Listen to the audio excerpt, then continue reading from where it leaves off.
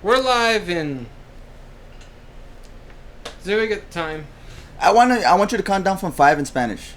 Ready? Vamos a hacer la película en cinco. Oh. Cuatro. Oh. Treso. Hey, we could go with that. Doso. Uno.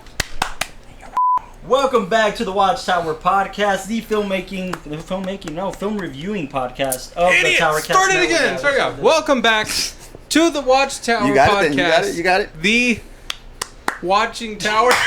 Again with the Watching Tower. The Watching Tower. Give me a quick five. Okay, fine. 5.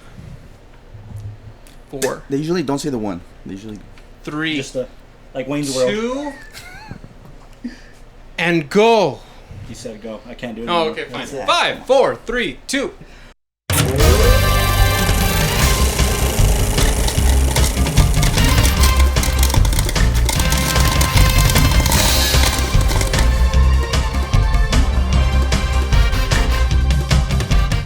Welcome back to the WatchTower podcast. If you're here and you're listening, we thank you because you're probably a cinematic nerd. Or you're my mom. Or you're our parents. And thank you. Yeah, appreciate it for the extra view. My parents share, both parents share this on Facebook. Because you know how parents took over Facebook now. Like, they share this on Facebook all the time. That's why I'm not on Facebook. And then Austin's parents like it on Instagram. So it kind of works out, all around. We're all Well, it's because, my parents were, they were saying, you're gone, every Sunday. What do you do? And then, now they know. Now they know. It's you actually make a show. Thank you, Mom. Yes. Can I get a ching? Can I get something Isn't on that a post? slur? Anyway. We're back. We're back in Back in studio. flesh. Episode 28. We're talking about one of my favorite films of all time. This was my choice this time. And these guys are a little Decepticons. They're a bit in deception that I didn't choose something super pretentious this time around. Although they might disagree. I don't know. We'll see. But I have my fellow co-host joining me right now. We have Mr. Michael Delao. Hello, everyone. Mr. Eric Castro. John Eric Castro here, giving you the actor's perspective. Yeah. We have Twinkle Mr. Austin fingers. Young in the background. Make sure we're sounding good on the 1s and 2s. Howdy. And I'm your fellow host, Carlos Howdy to you too, Alatorre, bro. giving you a director's perspective on Our this PA amazing for the day, Carlos picture. Alatorre. Yeah, PA for the day. I'm a humble PA. They pulled me out of Crafty, told me to come be on the show. I don't know what I'm doing here. I was a PA. You were a PA I for was a Jeff PA. Bezos. For Jeff Green Oh, yeah. Yeah, You almost went to I space. was being pulled out of Crafty to go give people more Crafty. It was amazing. Is that why you got that shirt? Just, you gotta stay up the dog. My PA comment was based on the Laos actual experience on the Jeff Bezos launch, which is funny because the film we're going to be talking about today was actually based on the writer's actual experiences as an actor. We're going to be talking about Doug Liman's Swingers, written by Jon Favreau, and he also stars in it with Vince Vaughn. It's the director from The director's a weird one, man. He did a couple with Tom Cruise. He did the Top Gun. So this film, no, this is after Top Gun, but this film was 1996. Doug Liman went on to do Mr. and Mrs. Smith. I think one of the Mission Impossibles. He did American Made with Tom American Cruise. Made, and then the other one, that it repeats the day. That's right. Tomorrow. No, that's the slogan, but that's not the name of the film. No, if you look at the official name of the film, it's Live, Die, Repeat, Edge of Tomorrow. Edge of Tomorrow. There you go. Edge of Tomorrow, Yeah, which but I love. Yeah. And they're shooting the second one too, so that's cool. They're Is he shooting doing another it? one? Is Oh Liman yeah, doing dude. What? Emily Blunt's on board too, dude. That's They crazy know each other. because, Now. I spoiled it. I never saw the Not first to one. get into it too much, but that film went through so many marketing I loved it. Have you seen it? It was I've never good. seen the I actual thought picture. I thought it was fun, but I remember that when it came out, it was one of those things that they really couldn't decide the marketing, and they were marketing it with the first name, and then it wasn't working out, and they changed it I've to seen a Live, Die, couple of those. Repeat, and that's what's on the poster. And then it ended up, I don't think it did super well in the box office. I remember when I saw this picture, Swingers, and I saw what Liman did after that. I was like, why? If he did that, I mean, look, I know you like those types of films because he went from the indie cool character piece to the blockbuster action flicks. What do you call Quentin Tarantino's? Tarantino's not a blockbuster. Once Upon a Time in Hollywood. That's not a blockbuster. What? If it's a It's not a blockbuster, it's blockbuster. because it's Tarantino bringing the Well, crowd. not Still a character piece. It's still a dialogue piece. But it's still a big Come on, you have to admit there's something really. It's a big budget picture for sure. There's something really unique about like the style for this indie compared to like Live Die Repeat, you know? Yeah, absolutely. And if you've seen me on the camera scratch my armpits because it's hot in here, man. We got the fans off for audio purposes. The studio's not like your average soundstage where we have fans running on the top. You know, the sound stages I've been in, they have literally like a big freaking like tube pumping cold air in silently. You know what? We need one of those. That's immediately. Literally, the studio. It's coming out of the ceiling type of thing. Not to toot my own Jeffrey Bezos horn, but when we were like for the crafty tent, we closed it up and so it's these big ACs with tubes that just pump in air, just pumping, but silently. That's the whole. In the soundstage, they can do that, and the sound stages are like I was on the Big Bang Theory soundstage, cold, like it has freezing, to, man. It has to, dude. It's freezing in there. It keeps the actors awake, I guess, Gus. That's next on the budget, dude. For sure. Do you want the trailer or you want the cold air? I want the cold air now. These El Paso fucking summers. But let's get into it. Let's get into Swingers, man. Swingers, Ratings. This was your first time watching it, right? Both of you? Yeah. Okay. Yeah. You guys want to start with Austin? Start with Austin's rating. Yeah, let's... Welcome to our segment. Thumbs up is not a rating. Well, I mean, rated. For Siskel and Ebert it is, I guess. It's, that looks like a 7.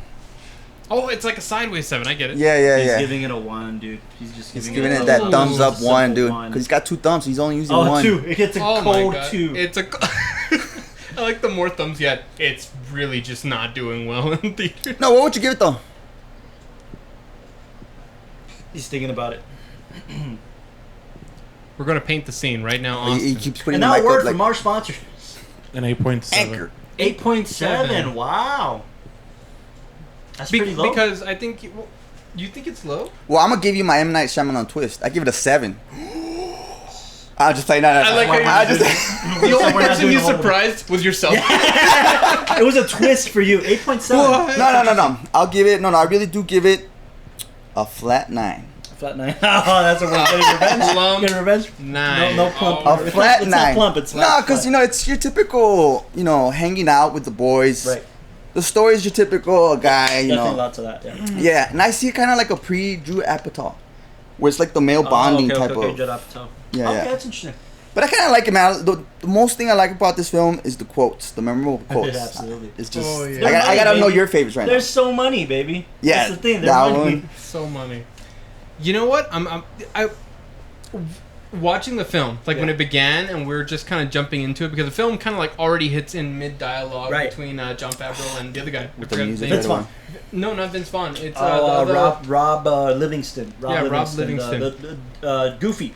Yeah, Goofy. Right. Rob Livingston. It's Disney though, right? When the film started out, because I was having trouble kind of like putting my nose on the pacing, I wanted to give it probably closer to like maybe like a 7 or 6.5 because easy man.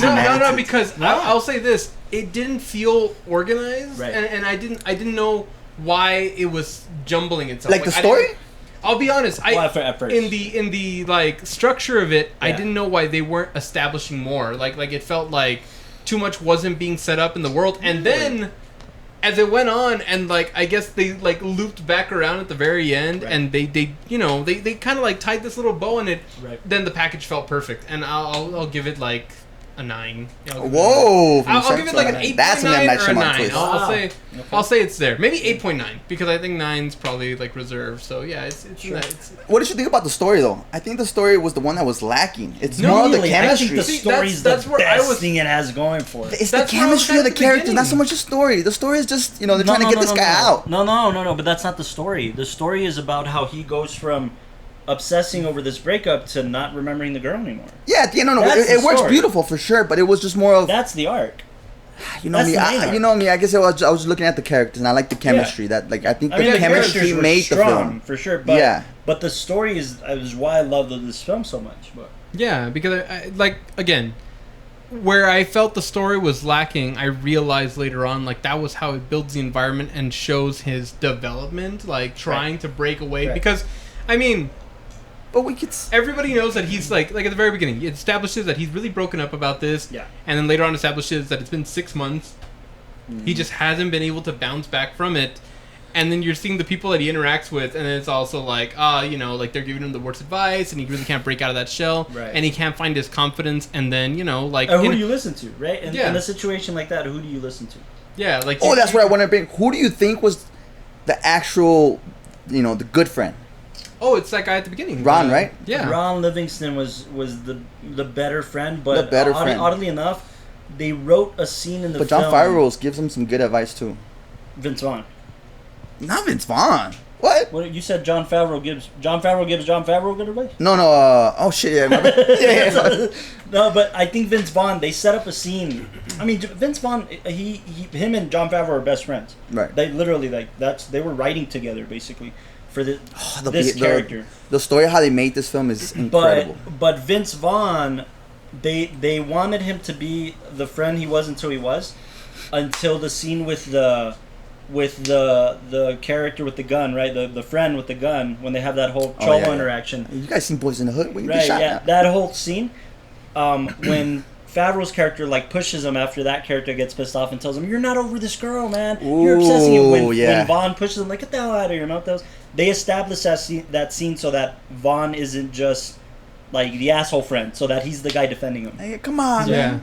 Yeah, come on. So I think they wrote it like right before they shot it, just so that there's some more layers for Vaughn's character. There's something about the film, not just the douche. Come on, not just the douchey. But it's weird because there's something about the film where it's so subtle in its approach towards like introducing like Vaughn's character and seeing his development, and I mean all of their developments. Like it's so subtle, but then those moments, like really, it just took that one flip of seeing like all the other friends leave and be like, "I'm sorry, man. Like I gotta go be goofy in the morning," and then you know like Vaughn staying back and being like, you know, call back. What does that guy do? Yeah, that's true. I call back in the morning. Yeah, but like that's that small scene where you know really the interaction wasn't like over the top. It was more natural than anything else.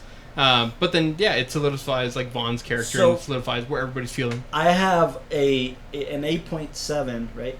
Yeah, I was gonna tell you your rating. An 8.7, a 9, 8.9, and a 9. A flat 9. Flat 9. That's interesting that you're giving it a higher rating than he is. Because I like those type of buddy films where it's more of a male bonding type of, and you gotta have this variety of characters. It's just this is in my top 30. This film, like I've made my top 30. So what does that mean for the rating? Does he come across as one of those guys? So the rate? No, I've given this film because that's what I'm gonna argue, that it's not just a buddy film, but I'll get to that. Okay, I want to hear that. It's a 9. To me, it's like a 9.3. 9.3. Is that the highest rating you've given to anything so far? I don't know. We didn't do the rating system the past 20 films, right? No, but I mean, we did Her, and like Her, I think you gave it a 9. It was a 9. What did you give it? An 8.9? 8.9. Were you thrown off because of the some of the soft lighting and I don't because we'll get to that. There's a reason behind that. Listen, let me explain my. They were shooting with a documentary where they had to put sweaters on it because it was just too much light. Shut up. Anyway, I'll explain my. That's what I know. I'll explain my reason. What's up? Hold on. Let me explain my rating. My voice. So my 9.3 goes to it because. I don't remember who said this. I think it was Sanchez and Castro making fun of me when we were screening it because we saw it together, and saying like, "You wrote this shit. Like, this is your type of film." You can feel the vibe. I only saw this. I saw this film after I started filmmaking, so it did influence me in a good way. Like, it's directed so well. It's written so well. The story is not just about these buddy guys, like these buddies going out to get over a breakup. It's everything that's not working until one day you just don't remember. And I remember Drake, recording artist, rapper Drake, says that when he's dealing with like the press and he's dealing with something that somebody wrote in the press, his mom gave him the best advice he could have ever gotten. Drake gets depressed? So much money? No, the press, like paparazzi and gets so much press. People writing about him. And he reads something that he doesn't like. His mom says, wait 3 days before you do anything. Wait 3 days before you respond. And he's like, why? Well, because the first day it's going to bug you. It's going to bug you after the first day. It's going to bug you a lot. The second day it's going to bug you a little less. Okay. The third day, something's going to happen that's bigger than this.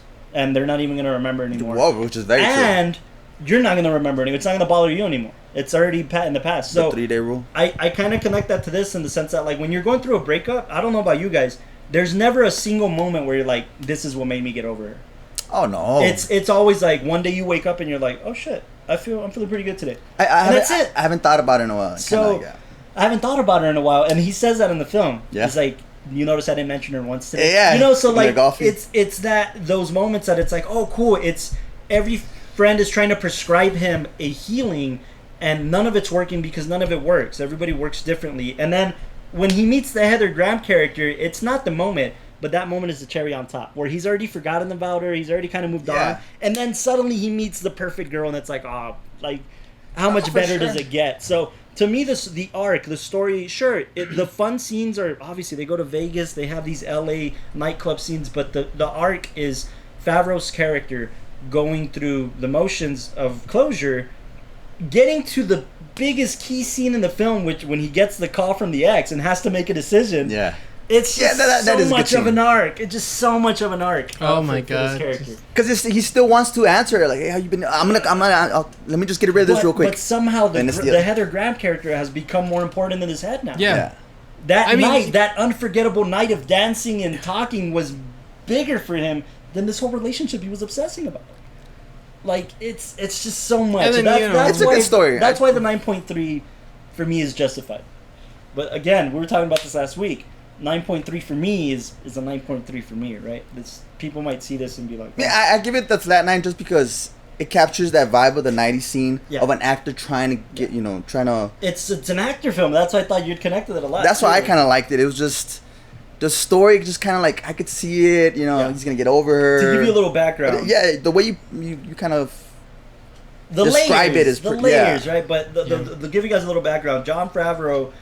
And by the way, if you don't know that name, you've been living under a rock. Jon Favreau really epitomized the modern blockbuster when he made Iron Man and kicked off the MCU. Oh. And then he's made all Iron Mans. He directed it? He directed the first one. He directed 1 and 2, if I'm not mistaken. I think he directed 1 and 2. I didn't know. And he wanted a character for himself?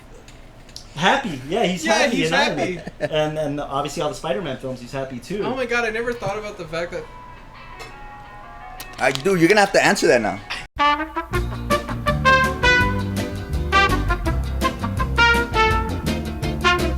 So like with Jon Favreau's character, I think it's really odd how he went from this indie stuff. I want to see him do more indie stuff. Like Chef is one of my top 10 favorite films. Oh like, yeah, I love Chef. Isn't it like kind of like? Well, this is a weird comparison, but isn't it like tying an artist to go back to your first CD? No. Well, yes. No, I mean, I guess that's true, right? He's made so much progress, and not only did he do the MCU, but he did the live action Lion King, which a lot of people aren't a big fan of, obviously.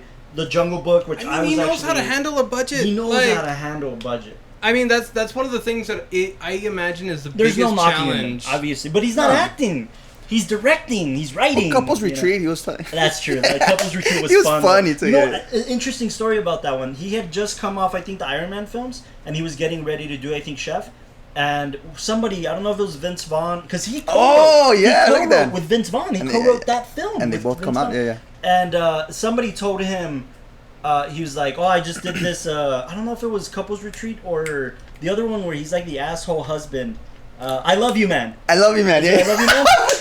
Favreau does a small part in that, right? With Jamie Lee, or whatever the actress. She's cool. Because they hate each other. It's Paul Rudd, Jason Segel. Yeah. Jamie Presley. Jamie Presley. Yeah, there we go. Yeah, all and then they're like yelling at each other and all of a sudden. We're going to have sex with the lights on today. Yeah, all right. It's good. Favreau was fun, and he talked to somebody, I don't know if it was Rodriguez or somebody, he's like talking to them. And he's like, you know what, man? Like, I had just come off this big set as a director, and they offered me this part, and somebody told me to just take it because you need to do these little fun parts in between all of the stress. Right. He's like, so I'm so glad that I did these little small parts just to as a buffer zone to get onto my next film as a director. Yeah. I mean, he's the biggest director in TV right now. The Mandalorian, I think, has the most Emmy nods. Oh, you guys gonna get mad at me? That's him? He created the show. Oh, okay. He created, wrote, and directed for it. He didn't direct the all guy, the episodes.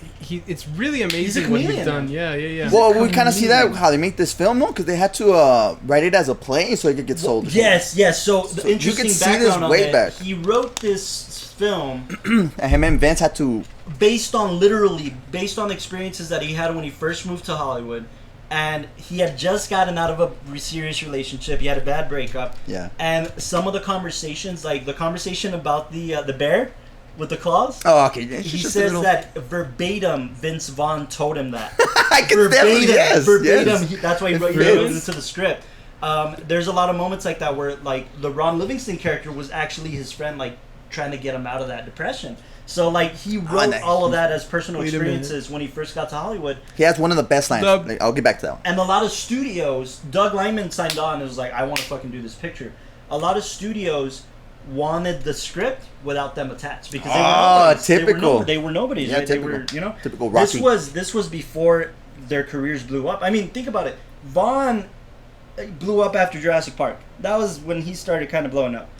And then Favreau did like an arc on Friends, and as an actor. No way, that was not his first one. I don't know if this was before Friends or after. He was the rich guy dating Monica. Yeah, he was a wrestler. Phoebe, wasn't he? No, Monica. Well, he did an arc on Friends, and then that kind of blew him up a little bit, and then he started getting more legit stuff, right? But when he wrote this, he was dead on. It's almost like Good Will Hunting. He wrote this for him and Vaughn. He wrote this for them. And that's why Vaughn gets the juicy character, like the fun character. Yeah. So he wrote it with that in mind, and Doug Liman, that's why they financed it independently. So they would put on plays of the scenes just to get people into the mind of like... Really? I just knew that how they had to. That's how they get the financing. I didn't know it was I think that's pretty good also because, I mean, I've seen with like theater that basically, you know, though it happens once, it's live... You can really refine the character and you can do little tweaks and all that kind of stuff there. And you can really get those, like, again, subtle scenes to, like, a science where you're just like, I know what needs to kind of happen here for that scene to work. Right? And, I mean, doing that and then watching the film, you really feel this, like... Let me look up the budget. Wasn't it $5 million? No, I think it was less. I think it was, like, 1.9 or something like that. Yeah, I used that last week just for McDonald's, you know? But... I think the reason I watched this film, if I'm being honest with you, I think the film's marketing, the poster is bad. Hey, that's your segment? I think the poster's bad. The budget was 4.6 mil. 4.6 mil. 4.6 mil? No. Sorry. That's the box office. The budget was $200,000. No. That's because I'm telling you, they had to buy like a documentary. Yeah, the video camera. They shot on a 35mm dot camera. Yeah, and they had to put like sweaters because of noise and stuff. It was a dot camera that they shot on. So that's why you were noticing those weird soft on him. And no, that was a director. That was a thing? I thought it was just... I think it is. Because they were working without lights and stuff. I think there's an arc. They had to open the fridge. My bad. No, but he's saying that no, it's a director's choice, that he was slightly soft on Favreau whenever Favreau was talking to like women, and then once he was at his peak of like confidence and everything, then he's sharp in camera. And you called that though? Oh, okay. I noticed it. You said that. But you were he noticed the soft, and then I said, "Yeah, you guys put it together." While we were watching it, I was like, "It's on purpose, dude." He's like, "Fuck you, no, it's not." And I was like, "It's on purpose." No, because when I was watching it, I was thinking like I noticed like with the camera, of course, I noticed all those little times when it's like, why is he so soft here? And the last scene, he was on point, or like there was another character in that exact spot, and they didn't nail the focus. And you know, with the way it's shot, it looks like the indie picture where you would kind of be like, it feels hyper indie. That's why. What's the term for it? Guerrilla. It feels like a lot of it may have been guerrilla filmmaking. Well, they told him to whoever he asked. Some of it was fun kind of trivia about that. The scene where they're heading from Vegas back to LA and they're on the side of the road, they shot that without a permit. They shot the entire scene without a permit, and you know, I told you they put a microphone in the middle of them. It wasn't over. They put a microphone in the car. So they put a microphone in the car between them. Did they get in trouble? Yes. So cops showed up, and the AD was holding the cops off set and saying, "We have a permit. It's just back in the office across town. We can't get to it, but we have a permit." They didn't have a permit. They were just trying to to get the scene. Stall them to get the scene. Yeah. They got the scene, and Favreau and Vaughn were to act like they weren't acting, so that the cops don't think that they're actually acting. No way. So the director ran camera, kind of stepped away from the camera, let them do the scene. That's magical. And they shot it without a permit on the side of the road because them acting like they're not acting, but they have to get the shot. Dude. It's a dude playing another dude disguised as another dude. That's crazy. I just love that indie filmmaking, but honestly, I didn't fall in love with that. Like, as an indie filmmaker, we look at that and we're like, oh man, if they started this way, dude, we're on a good track. We could do something really special. But I didn't even think of it in those terms. I thought of it in terms of this character and the characters I write. And I'm like, this character's seeking closure, seeking the next step, seeking to get over this woman that's taking over his life, and that's what I fell in love with. Yeah. That's what I truly fell in love with. But it's an LA film. I told you guys, like, we were talking about Her, and Her was an LA film. This is an LA film, and I think the reason I watched it to begin with was I saw it on a list of, like, top 10 LA films, right? Yeah. Okay. Because Chazelle was talking about this being an inspiration for La La Land, oddly enough, as an inspiration for how to shoot LA films. So, like, all of the bar stuff, some of the montage stuff with, Dude, what about that green screen? You guys caught that? What green screen? When they're supposedly in the casino? That's green screen.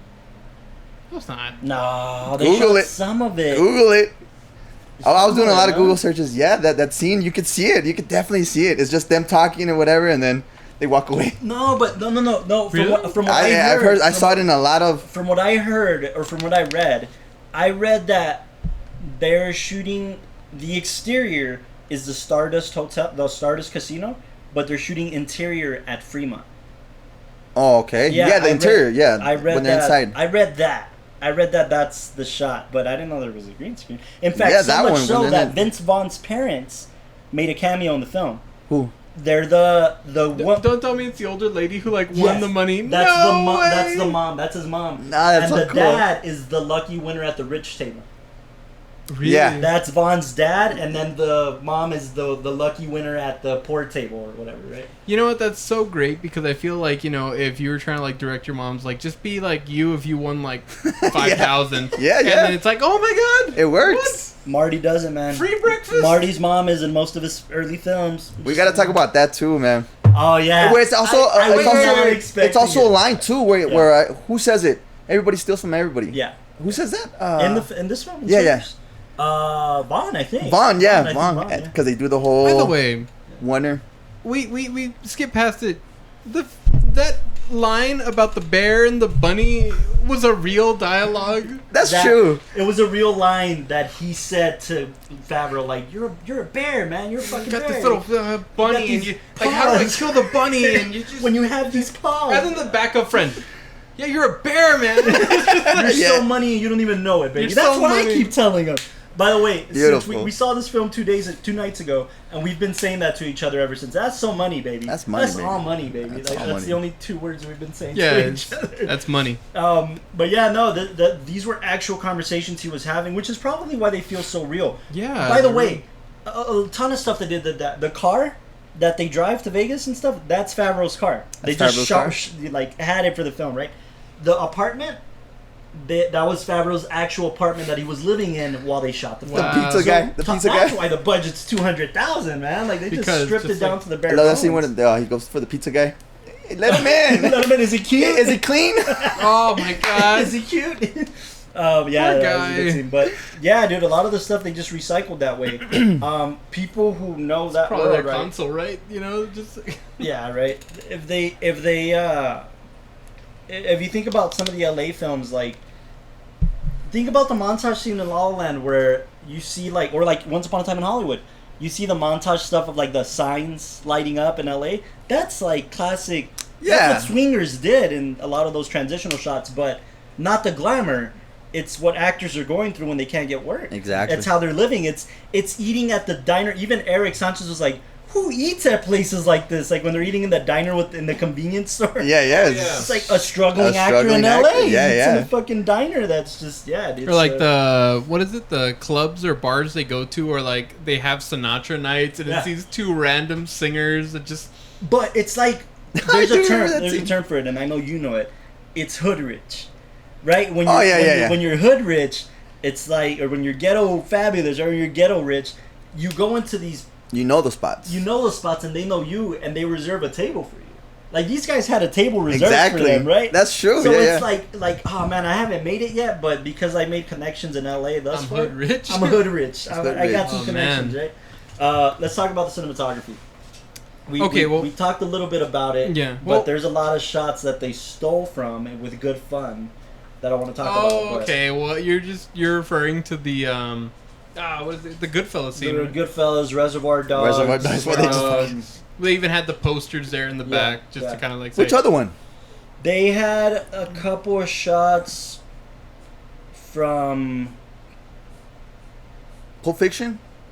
No, this was before Pulp Fiction, and it was before Casino.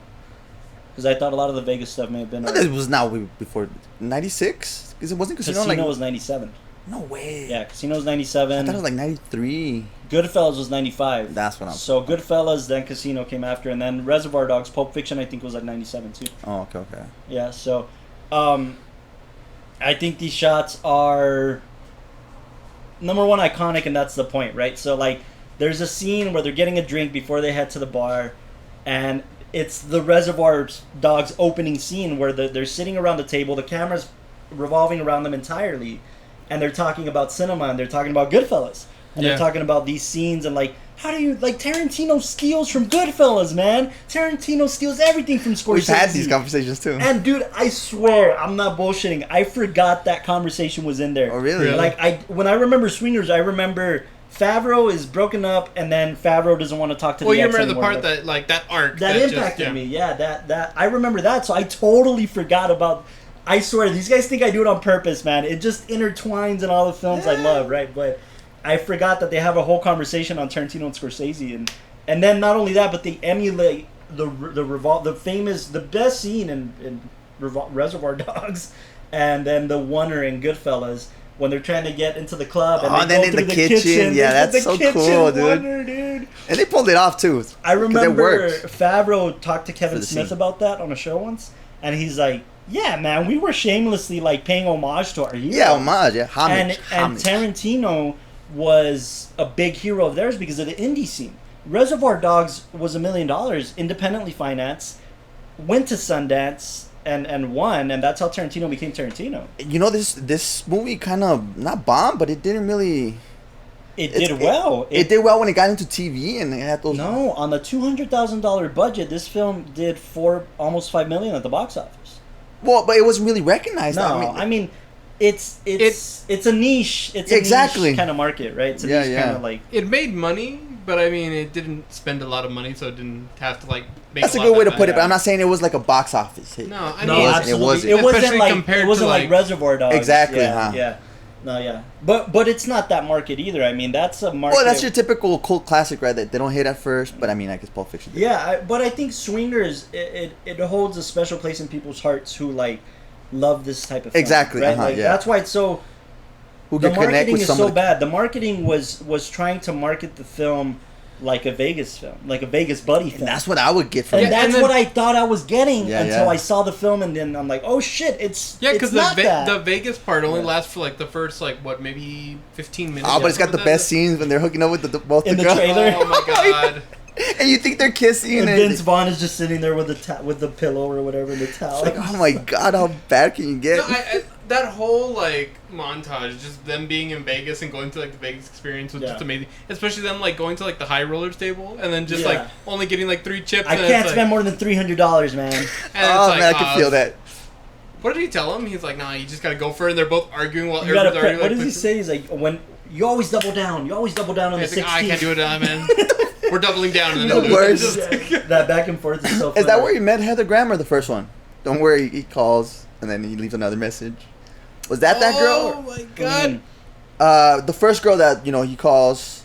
No. He met her at the bar later. In LA. So Graham was the one in Vegas. Graham was Graham was the one at the last bar. She's the one. Yeah. But by the way, I want to ask you guys about that. We have to talk about that scene. How I guess the right word might be obnoxious or annoying. It's on purpose. It's obviously on purpose. How did you guys react internally to? He's always talking about her to every chance he gets. He's talking about for instance the Vegas scene, and then the fact with the girl, like he calls her 6 times after being advised not to. I mean, how annoying was that character to you? If anything, couldn't you just? There was something annoying like that, or if you have a friend like that. If you're both, I've gone through those spills, right? So I've gone through oh man, I just want to talk about how I'm feeling about this girl. Yeah.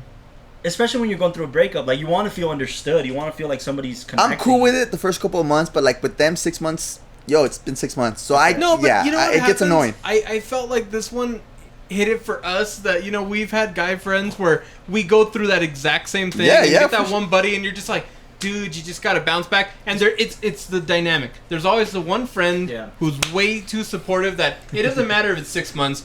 dude, it's okay. We're gonna get through this and all that. Right. And then you got the other ones who are like, dude, it's fine. We'll just go out. We'll like, I don't know. Good time. Yeah, we'll play. What do they play? Like hockey on the, Sega or whatever. Yeah, on the Sega. They're just like, oh, we'll chill. It'll be fine. And like. That whole dynamic, I think, just like hit really close to home. It's the perfect variation, Where then, when watching it, it wasn't that you were annoyed. It's just like you're like, man, I get it. Like but we get it. We're rooting for him. Like, dude, come on, because man. Because when I was gonna say our reaction, like as a group watching it together, when he like. Hey, so I'm just calling you back. Like, here's my number, and then, dude, it's like, it finishes before like, he finishes. I didn't really get to finish my number, but I think it's really cool. It's 555, dude, and it's like, but you know what's hilarious? He goes through all the stages of a relationship in those 6 phone calls. Like, and then he starts with like, hey, just call in, we should hook up. Cool guy, and then, hey, here's my number, and then, I was just calling my number, and then here's the number, and then. He walks away out of frame, comes back in. Hey, I just got out of a 6-year relationship. That's the worst. He just got out of a 6-year relationship. Yeah, we were dying. And then he's going through that. And then the final the second and final phone call, he's like, I just don't think it's gonna work out. I don't think this is gonna work out between us. Doesn't she pick up, right? On the last one. But it's like, it's not you, it's me. He's like, he went from meeting the girl to dating her to breaking up with her, and then she finally answers, and it's like, don't ever call me again. It's full creeper mark right there. Oh, so you were awake. Oh, okay. So were you listening the entire time? Like, our I could feel that so much, man. Yeah, it was great. But we were reacting to that. That's why I'm wondering how that character came across. That's the thing. Like, I'm so obsessed with this arc, guys, but I really want to get your perspective. Was the arc evident that he goes from this obnoxious, annoying guy who doesn't get over it, who always wants to talk about it, and then the girls in Vegas connect with him, right? The girls are like, oh my gosh, it's been 6 months. Oh, that was great. And then Vince Vaughn's just sitting there, right? And then all the friends are obviously dealing with his shit.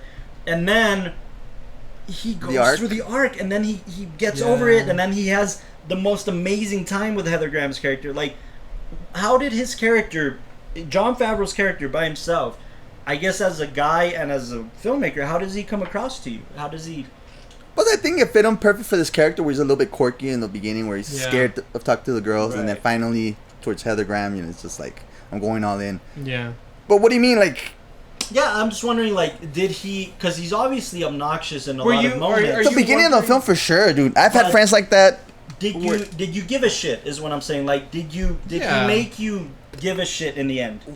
Oh, no, till the end, yeah. But when they're saying it's been 6 months, I've been there where it's like, yo, it's 6 months, dude. Yeah. But towards the end, it's beautiful because, he eventually does. And that's what you want to see. Since he's the protagonist, we got to be with him the whole way. Exactly. Right? So I'm wondering if you were already lost because... it wasn't that bad. Well, that's the thing, like, it wasn't that bad. I feel like I connected really fast because I went through that, like, high school and stuff like that. So, like, instantly I was kind of like, well, I know where you're at, man. I'm caught up to speed. It's almost like you were just joining, like, the group. It's like, this is my buddy. That's like, true. That's a good way to put it. It's like, he just broke the way up, we were watching it made us feel and like... it's like, but dude, we're here for him. It's like, but you can hang with us. So, like, you just felt like you were right there with the guys. It's so indicative of real life. But you can hang with us. It's so indicative of real life and a group of guy friends who have somebody go through that. Not only that, but it's so indicative of, like... I know it's so weird, but as an actor, it's so indicative of the industry's reality. It's so indicative of meeting the fucking pretentious people in LA and then meeting the other people that are doing the same thing you're doing. Oh, yeah. So, like, that's why I connect with it on so many levels. Like, I connect with it on the story level, the Hollywood level, like the individual, like there's so much going on that you have to really grasp yourself. Damn it! Now I regret everything I said at the beginning, where the story makes sense. Hearing it from you, it makes sense. You're going to the parties. You're going to the LA parties and meeting the actresses that some of them are stuck up as fuck. Yeah, what kind of car do you drive? What kind of car do you drive? A red car. A red car. But you know what's beautiful? Just think about that line. That's the line, right? And then when he's walking Heather Graham to the car, where's your car? Oh, it's that piece of shit across the street. And then there's no justification because the right girl is the right girl. Exactly. That is beautiful. Right? So, especially, And then the dude with that's always wearing the hat, the guy's, I got a call back in the morning, man. Oh man, this place is dead. This place is dead. That guy. I love that guy. I love that guy. Like, I love how they just got to a party. Well, this place is pretty dead. We're pretty good. Yeah. But did you guys hear how they met? Like, hey man, I met this guy at a test screening. That's how I met this guy. So, like, even on an acting front, that's how you make your friends. Yeah. And then you're competing against the same parts. Like, it's just so indicative of, like, our industry. And also, and what's that guy's name? I keep forgetting. Is it Rob? Ron Livingston. Yeah, Ron. Office Space. Office Space. I remember you laughed. Sex and the City. He's wow. That's a very my wife loves this show, so I'm always watching it. Office Space. Come on, guys. No, but like with him, I thought it was really cool. I'm gonna need you to come. I thought it was really cool that with his character, I could connect really well with him on the fact that he's newer than everybody else. Like everybody, because remember everybody's been there for a while, and they've all been like, this didn't work out. Like Vince Vaughn, like he's not really successful yet, but he's kind of he's playing it. He's playing it super faking cool. it till he makes it. Yeah. Like so, he's already kind of got like, I know how to get the girls. I know how to get into the place and all that. And Ron, he's just kind of like even at the party. Is just kind of like amazed and is hearing these conversations because it's a party in the Hollywood Hills. Yeah, it's like whoa, and I think it's cool how the group. It's like the guys who are jaded by it, who's like I've lived in LA, you don't know what it's like, has a gun. You got Vince Vaughn who's like fake it till you make it. And you it's got him pretty. who's new. I don't want to say that it's timeless, but I have friends that live in LA currently, and they tell me stories all the time about how they go to these parties to meet people, and sometimes it's the right people, and other times it's the shitty people who are jaded. Or aren't jaded and they're like you don't connect with it. So this was over 20 years ago and it's still happening today. Yeah, and it had that group of characters that balances out everybody. Yeah. So exactly on the front of like the arc, it's a really good arc, and on the front of like the reality and that feeling, you could identify at least with one of the characters what they're going through. I really loved, and I don't know if this was like a shift, but with Ron when he goes and visits Jon Favreau in his apartment. Oh, when he gives him the food? Yeah. But that line where he's talking about the ex, and he's like, after a while, you begin to miss that pain. Oh, that's such a good line. Dude, it's so real, dude. It's my God. Such a good line. I don't know if you guys were watching, but I was just like, I was that hit. I think that when I first watched it, that was the line that was like, oh shit, this is it. Yeah. This is the moment. It's just, Not only that, but there's another kind of character piece where they're talking about, he's like, I'm going back to New York, man. Like, I'm done with it. And he's like, you guys are the reason I came out here, man. Like, I saw you succeed. Yeah, you did a couple movies and cool, but that, like, if he could do it, I could do it. This is what gave me the confidence to come out here. Yeah. And, like, it's almost like Favreau did it for him, so now he's returning the favor as a friend. So I think that he was, like, the main best friend. Yeah. Yeah, for sure. Or the better advice friend, I guess. Yeah, for sure. Yeah. Favreau was just a colorful character. Yeah. That's all he was. But he's be honest, in this film, I'm gonna ask your question for you.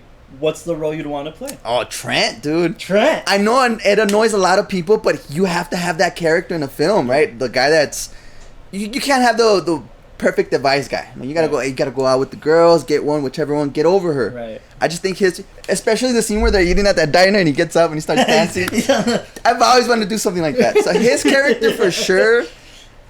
And then Jon Favreau. The other ones, they're kind of like Ron. Right, yeah. But the chemistry, that's what I loved about it. It's just, before I knew everything you said, the story wasn't kind of like, it's your typical story. It felt like vignettes for you, right? Just a bunch of kind of like a day in the life, like a... Exactly, but to me, I just...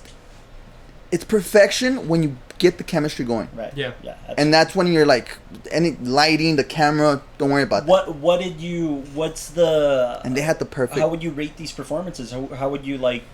Were they strong characters? Were they strong performances? Even Jon Favreau's character was just kind of like weird at the beginning, but... Like, you wouldn't think to cast Favreau in that, right? No.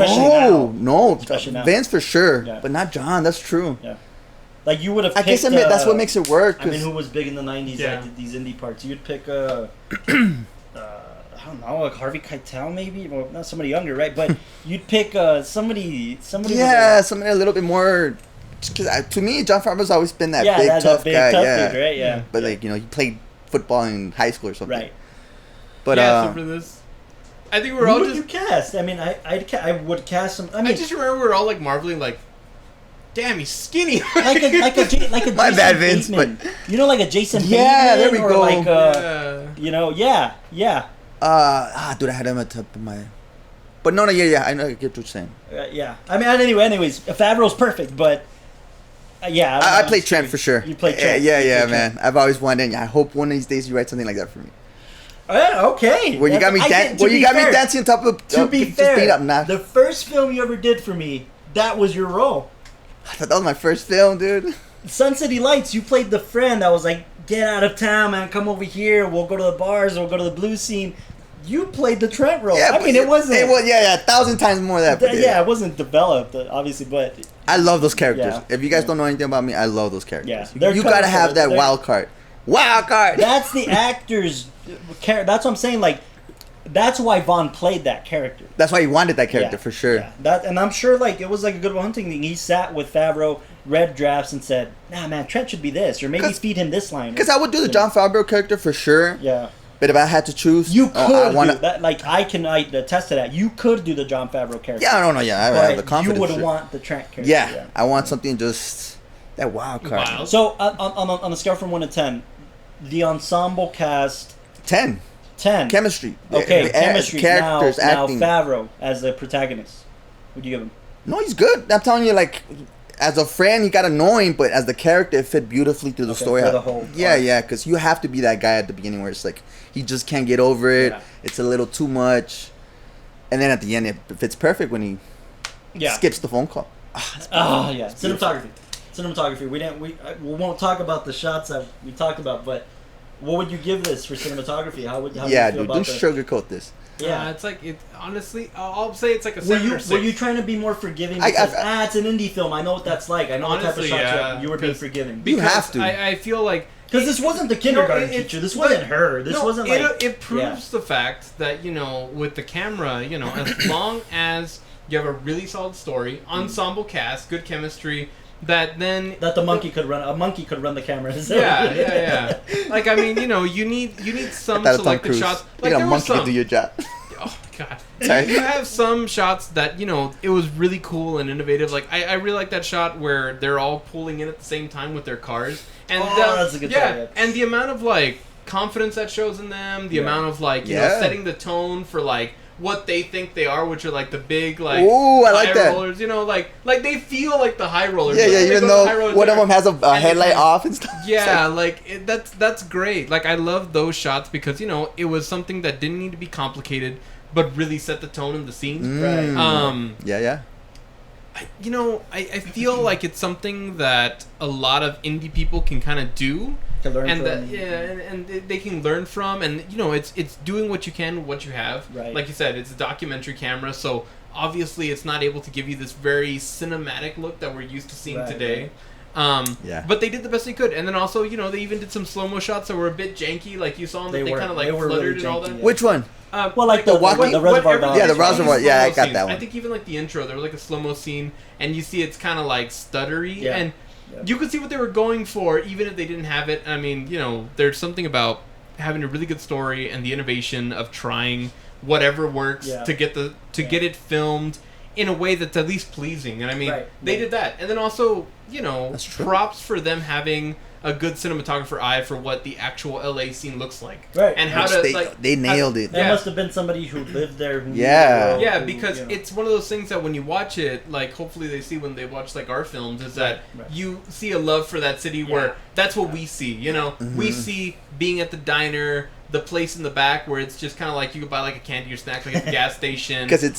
Overall, it's intentional. Yeah, it's intentional. Really good, really solid. Honestly, I think. Okay, I give it a 6 if it was somebody who had more experience or a higher budget and this is what kind of came out of it. But for the fact that they were able to do so much, I'll put it in an 8 range, maybe a 7, 8 or so. Because solid. That's fair. That's fair. Intentional. The cinematography is not something I'm raving about with this film. It was just a lot of the shots were fun and they weren't cheesy. They were intentional and they were fun. Yeah, especially I think when you're also getting to the indie route. Yeah. It's really easy to make all of your shots look you're just trying to do this cool thing that you saw on TV and all that. You look at Lifetime. Yeah. All the Lifetime shots, it doesn't matter what movie it is, they all look the same. Yes, that weird. When we did Sun City Lights, the first shot I knew I wanted it was breaking the fourth wall. It was him talking to the camera, monologuing. They break the fourth wall in this one. Yeah. It's a Scorsese thing. So, Wolf of Wall Street, Wolf of Wall Street, right? He's walking down the hall, the halls or the desks or whatever, and he's talking to the camera, right? I wanted that Scorsese shot. So I had Austin, we had to get a track, we had to get a dolly, we had to do this shot. It was an entire homage to Scorsese. Homage.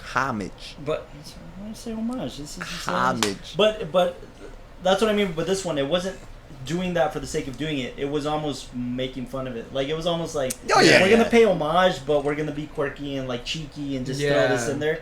But it wasn't cheesy. It wasn't like, oh, he's just copying. It was respectful. No, they were being, at least creative in their own right. Exactly. Right. They weren't trying to like, oh, well, let's just film it this way because that, that looks like this shot or that looks like this shot. Where it doesn't look like just a student who's like seen a bunch of films and really doesn't know how to like think on their feet, and try to like. Yeah, no, I did not feel like that. Yeah, I'll kind of give my take as the writing is better in this film than the directing is.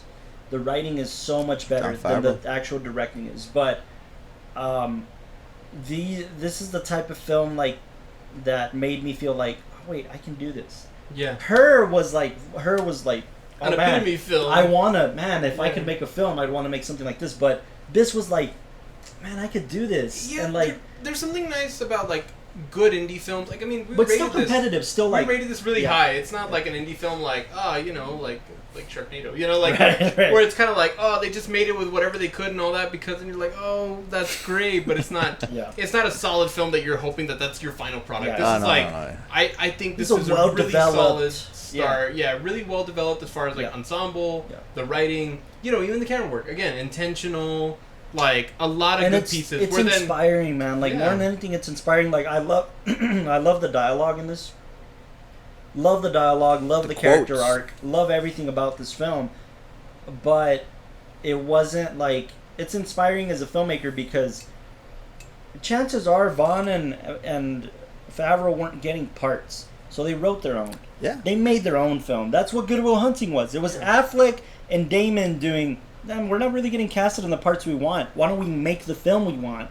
And then people are going to start noticing that, and then they'll cast us in the parts we want. And then they went on to win an Academy Award, right? But that's so inspiring, man. It's like, well, the biggest piece I've ever gotten from my hero, from Marty, is he says, for new filmmakers, for indie filmmakers, make your own market, make your own mold. Yeah. Like, break the mold, make your own. Okay. Make your own industry. That's what he says. Yeah. Make your own industry. Like, everything else has already been done.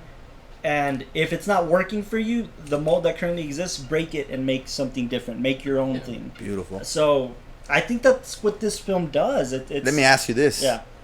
How long should I wait till I call her? 6 days. 2 days is industry standard, right? 2 days is industry standard. I love that line, dude. I love it. Man, in short, my final thoughts on this film is that this movie is money. It's money, baby. It's money, baby. It's money. It's money. Any you don't know how much. How is that line? You don't know how much money you are. You don't know how money you are. Oh, there you go. That's perfect. Yeah. You're so money and you don't even know. You don't even know it. Yeah. That's the perfect one. Yeah. You're such a big bear, man. Any final thoughts on the film, guys? Anything? Final thought. It was really good. Honestly, it's definitely one of those films that's under the radar because I don't think a lot of people like really like unless you're into cinema and like looking into films and all that. I don't think you'd pass by this one. Yeah. But it's really good. One thing I am curious about. Sandra and like my partner, like do you think they would get into it? Because, like I said, I connected immediately because it's male bonding. I think they would connect to it the way the girls in the film connect to it. Oh, so they would have to get to those parts. So? I think they'd connect to it like a. To me, it's like a rom-com, like a breakup rom-com, but without the girls. Yeah. I think they would, I don't think they'd connect to it like that, right? I think they'd connect to it like. Oh, poor guy.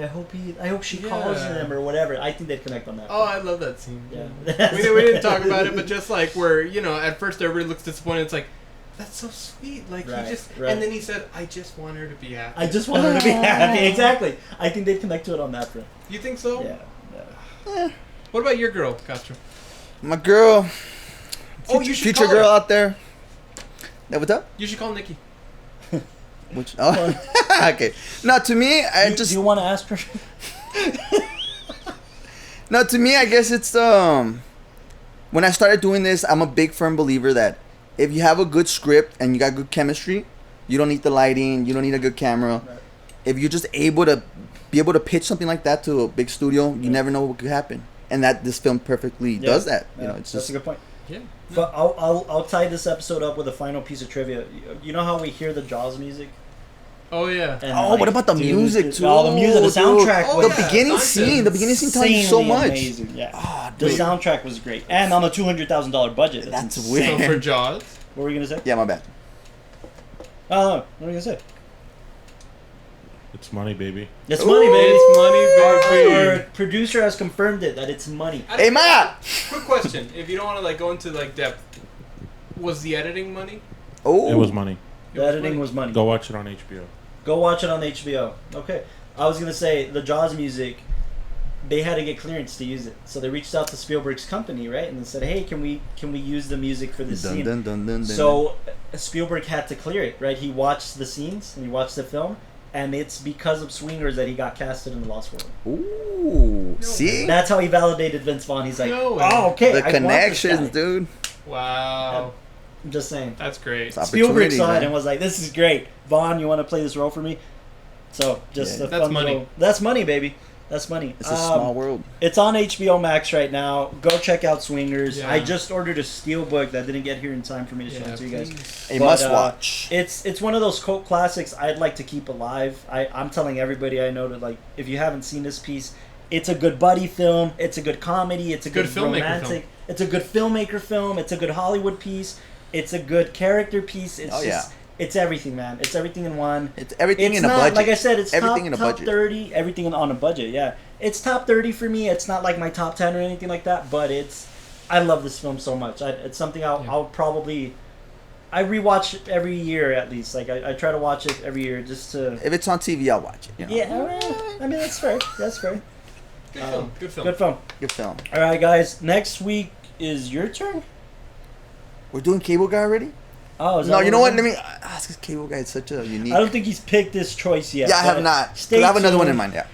On another note, as of the release of this episode, which is Thursday, tomorrow, Friday, we're heading to San Antonio to do the Towercast podcast at the San Antonio Film Yes, Festival. we are. Stay tuned for that episode. We're going to talk to Alejandro Montoya Marin, fellow guest of the, fellow friend of the Towercast. He was on the show before. Yes, sir. We're going to talk about his two films, Millennium Bugs and Perps. The new one. Perps. His new film is Perps. He's premiering it at the San Antonio Film Festival. So That he should be invited us out. We're gonna go talk to him, talk to some other cool people out there. First out of studio Towercast. Oh. Yeah, we're gonna do a Towercast live from the None, from none the of this festival. virtual stuff. No, No, yeah, man, we're way past that. walking there. So stay Hitchhiking, tuned hitchhiking. for the Towercast podcast. I think the episode will drop in 2 or 3 weeks when we get back. And stay tuned. Stay tuned on the next episode of the WatchTower. Comment below on YouTube, Facebook, anywhere. Let us know what films you guys want to see on the show. What films are you guys watching? Yeah, what films are you guys watching? Yeah, What exactly. can we do? Thank you for tuning into the WatchTower podcast. Keep watching cinema. Keep collecting home media. We love you guys. Thank you. Love you Take guys. And we're still rolling. And stay Wait. money, baby. And stay Fake money, news. Stay money, baby. I did it.